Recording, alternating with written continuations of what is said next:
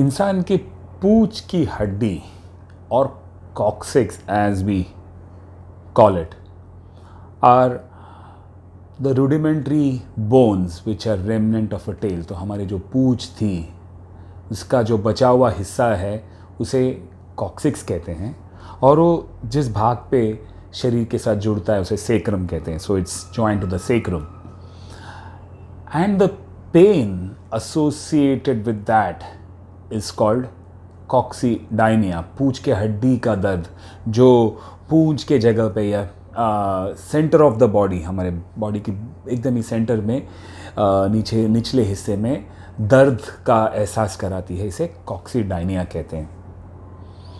And to think of it, इसके साथ जुड़ा जाता है डोनट. सोचने वाली बात है कि एक डोनट का कॉक्सीडाइनिया के साथ क्या संबंध हो सकता है.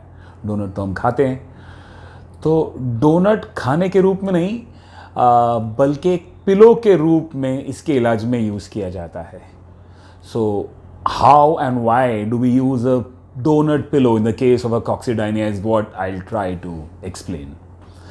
Coccydynia या पूंछ के हड्डी का दर्द चालू होने का कारण है constant strain on this coccyx, especially when you sit on hard surfaces. So when you're sitting on a hard surface all the time, ये coccyx पर continuous pressure या दबाव बनी रहती है, उसके वजह से इस भाग में इंजरी होने लगती है. Similar injury can also happen if you have a sudden fall on your back. अचानक गिरने पे भी ये हो सकता है. महिलाओं में when they deliver a baby, females, at that time there could be a possibility of some injury in this region as the baby is being pushed out of the womb. So जब ये होता है तो भी कॉक्सीडाइनिया हो सकता है. तकलीफ जो है इस कारण से है कि यहाँ पे इंजरी हो रही है और कोई भी इंजरी के लिए हील होने के लिए most important is rest to that part. There is no doubt about that. If you don't allow rest to that part, it can never heal. ये स्वाभाविक है कि जब भी हम बैठेंगे उसके ऊपर दबाव तो बननी है, तो ये दबाव कैसे हटाया जाए, ये इंपॉर्टेंट सवाल उठेगा हमारे दिमाग में.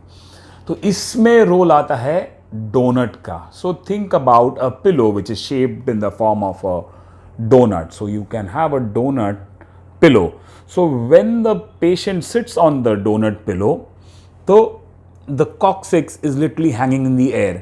coccyx का सीट के साथ कांटेक्ट नहीं आता और वो हवा में ही लगभग लटक जाता है, जिसकी वजह से उसके ऊपर कोई दबाव नहीं होती. There is no strain on it, as a result of which it is allowed to heal.